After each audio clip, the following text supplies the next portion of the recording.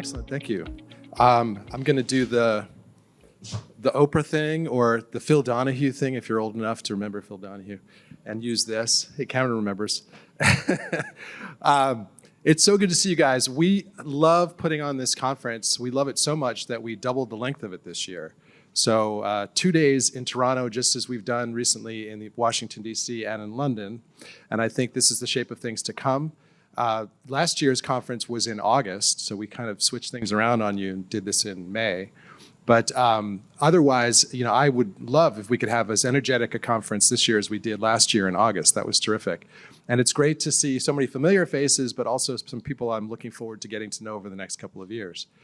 So I've been tasked with catching you up on recent things that have happened in our user community on our platform since last August, the last time we met up here in Toronto, but also giving you a little bit of a look forward. And then my teammate, John Simitowski, who's doing some last minute stuff here, he is going to take you forward into our technology roadmap and give you much more detail about what's coming. But I do want to emphasize that what's coming is not what we think up and just hand down to you. What's coming is what you tell us you want to see in our platform. One of the ways we've always tried to differentiate ourselves is by being that platform that listens often and actively to our clients and to our partners. Because we believe if you do that, they gradually tell you everything you need to build next and keeping the tools cutting edge so that they can succeed with those tools. So all right, without further ado, the first thing I want to do is a land acknowledgement. Actually, Canadian colleagues are the ones who taught me the importance of this years ago, and now we do this in the United States and even in the UK. But we are on the land of several Native Canadian tribes, including the Mississauga of the Credit First Nation, the Haudenosaunee, I'm hoping I'd say that right, the Wendat, and the Anishinaabe. And so we want to remember that we're on their land and that their voice is important in our society. Again, thank you to our sponsors. It's impossible to put these things on without a lot of resources, and our sponsors make those possible. We also think it's a great opportunity for our clients to get to know these web development agencies and technology partners who create the ecosystem to help you succeed and get the maximum benefit from our tools. Also want to thank the speakers. I know a lot of speakers have spent a lot of time getting ready to impart their hard-won knowledge to you today and tomorrow. So thanks to all of you. That includes a lot of our clients, but also a bunch of our partners. And just to sort of dazzle you, you are reflected on this slide, a whole lot of the folks who are attending and participating in the conference, which includes mostly our clients, but also a few folks who I think are scouting us, and you're very welcome to scout us and to talk to our clients and find out what it's like to be a client of Engaging Networks. We are not an overnight success. We've been around 23 years, and we've had a lot of clients stay with us for many of those years. So changes since last August, the last time we met up here. I just want to focus on a few top-line changes. First, I shamelessly stole this idea from Mike Johnston at HJC, who told me about this New Yorker cartoon. If you can't read the caption, it says, "You seem familiar, yet somehow strange. Are you by any chance Canadian?" And so for Americans, it is like that with Canada because it's so similar and so familiar, and yet there are some key differences. And so that's part of why we insist on having a separate conference in Canada and not just asking all of our Canadian clients to come down to DC every year. But I do now want to shamelessly pander to our Canadian clients. I think the only way I could pander more is if I had worn the big blue Maple Leafs jersey, but that might have been too soon. So this guy on the left is our founder and CEO, Graham Covington. A lot of you know Graham. He was born and bred in Montreal. He loves his home country of Canada. And so part of why we love Canada is because our founder loves Canada, and that's rubbed off on the rest of us. Many of you know Morgan Radbourne, who's over here on the right, who lives right here in Toronto. Yay, Morgan. There she is. Raise your hand, Morgan. And she is a wonderful member of our team and always reminds us about those unique differences and similarities of Canada. Well, many of you know, maybe a lot of you don't know, but Susan Wells is from Toronto. She actually lives in Maryland now, but she's our manager of finance administration and a beloved member of our team and a proud Canadian. Over here, there's some gizmos. That's to reflect that we host our clients' data and our application in Canada. We actually migrated to the cloud 2 years ago to AWS. So we have 2 instances, one in Canada, one in the United States.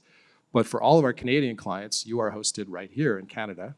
And for that matter, all of our GDPR clients in the UK and Europe are also hosted here in Canada because the European authorities say that data protection is better in Canada than the United States. Who knew? Who knew? Who would have ever suspected that?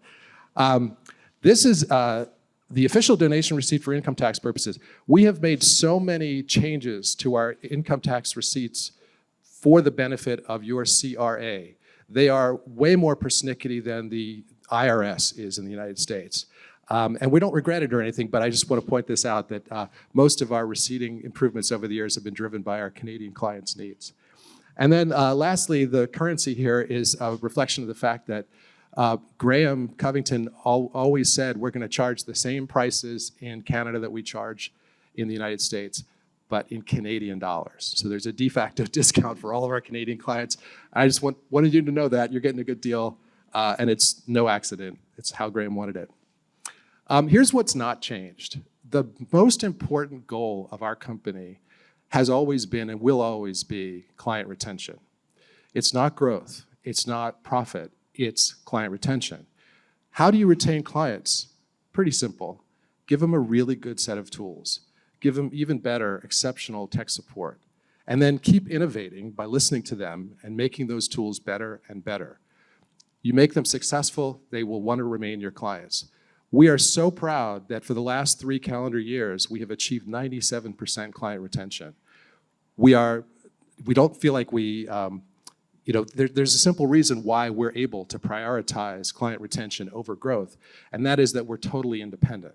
We've never accepted any outside investment, not even angel investment. This success, that's why it took us 23 years to get this successful. But what it means and why it should be important to you is that we're answerable only to our clients and to the members of our team. We are not answerable to outside investors who might seek to make us grow much faster or to more aggressively monetize every possible revenue stream. So I think this is a key differentiator. Some of our clients who used to be clients of a very large publicly traded company in the United States know how different this feels to have a smaller independent company that really cherishes its clients and bends over backwards to retain them. But this is important to us. Okay, so now a few things that have changed. Hopefully you all heard there was this new module that we released in January called Marketing Tools. And we could have called it the email module. For a while, the working title was messaging module.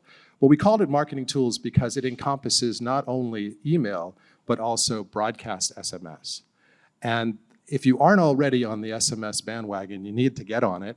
And it's a good thing that you're at this conference because there's a number of great sessions that are going to dive into smart uses of SMS. One is by Cameron from M&R.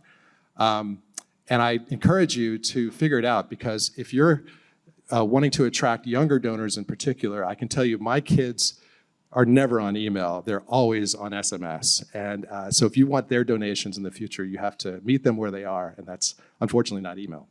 So we're very excited about the fact that our Marketing Tools module combines broadcast SMS with email so that you can create journeys and have all the advantages of SMS. And we're very ambitious for where we go with SMS. Our goal is to make this a very frictionless experience as much as possible. Some other key important steps forward about our Marketing Tools module are now we have conditional content blocks. Which for a long time we didn't. And I know that's really important to a lot of folks. Plus, we have a drag and drop experience for building emails that I'm told is much more user-friendly than what preceded it. So particularly I know among our public broadcasting clients, they put out a newsletter every day. And so for them, user-friendliness to build emails is super important. Some other things that have come out, first of all, this is kind of under the hood, but this year we are pursuing 2 important security certifications. One is SOC 2, which is super rigorous, and the other is PCI Level 1. because we have enough transaction volume that we now need PCI Level 1 compliance. It's a ton of work for our technology team. You don't need to know that, but what you should know is that we are constantly working to harden the target of our network and keep our data and our clients' data safe. And a lot of that is assisted by the migration to the cloud 2 years ago and some of the tools like Cloudflare and Alert Logic that we were able to put in place. Some of the faces have changed or have been promoted at Engaging Networks since last August. First of all, I don't know if he's in this room. Steve Collins, are you in this room? He is there. Wait, okay, great. Steve is here from Seattle, Washington. He joined our company. We are now giving ourselves permission to try to be better marketers now that we've achieved 97% client retention for 3 straight years. And so Steve is a reflection of trying to build out our marketing capabilities. So I'm hopeful that you guys will start to see us in a way that you haven't seen us before. And Steve is very good about keeping us all on brand. So I'm actually wearing the Engaging Networks t-shirt under my shirt here. Carly Harris joined us recently from Civis, and before that she was with Every Action. Eli Zeger joined us as our content strategist. Katie Van Note, who's out in San Diego, joined us on our biz dev team. And then Alexei Antonievich. Some of you may know Ken Donaldson, who is our head of network operations and based in Nevada. Well, Alexei is based in London, and the reason that's important is these are the sentinels who protect our network. And we wanted the time zone differentiation because one person out in Nevada, another person in London gives us the coverage to really be able to monitor our network against increasing threats. Oh, and the last thing I want to point out is Joanne Warner. She was promoted. She is now Vice President of Growth and Revenue at Engaging Networks. And so she has brought essentially our sales and marketing functions together and is doing great work and is now a member of our senior leadership team, as is Ben Childers, who's walking around here. And so we're very excited about some of the changes that Joe Warner is putting in place. A bunch of new clients since last August, and I want to celebrate a few of them. Humane Society of Ottawa, Oceans North, Children's Aid Foundation Canada, African Wildlife Foundation, Federation CJA in Montreal, Vermont Public Radio, Ambitious About Autism in the UK, the Labour Party of Ireland, and one other you might not expect on this slide, and it's our only for-profit client. It's Ben & Jerry's, and they are using us for advocacy. They're our only, out of 500 or so clients, they're our only for-profit client. We're very pleased to have them as a client, and we celebrated by getting everyone a pint of Ben & Jerry's ice cream on a team meeting. Yay. Another milestone was met last year. We exceeded $2 billion processed by our clients on a cumulative basis. So it's like our McDonald's, hamburger served figure. Maybe Tim Hortons has, number of donuts served. But it's a major milestone for us, and we're very proud of it. And again, it reflects that we've become a choice of some very large fundraising clients in recent years, and it's exciting. So what's coming? I'm only going to touch briefly on these because, as I said, John's going to do more of a deep dive into the roadmap. But Peer-to-Peer 3.0 rolls out within the next month or two. And we could not be more excited about this. It's a very important milestone. We've had versions 1.0 and 2.0 for years, but this new one is going to add some significant capabilities. It's going to fully leverage the heart of our platform, which is our page builder. It's going to allow for integration with fitness trackers, and it's going to make the process much easier to set up peer-to-peer pages. So very excited about that. Also, it's going to make multi-language and multi-payment method much easier. We're also planning to come out with a custom report builder. This is something that's been long coming, long in the making. And the goal is to simplify reporting and normalize field headers so that you would no longer need a secret decoder ring to understand our transaction data structure. So can I hear the church say amen? I bet there's some big fans of that feature. Another thing that's coming is community.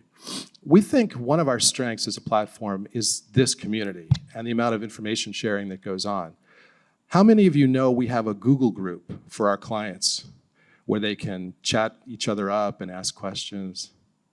Yeah, I didn't think any of you would heard. So we're retiring the Google group. That didn't work. What we're going to do instead is launch a true online community board for our clients. And Austin Dressman, raise your hand.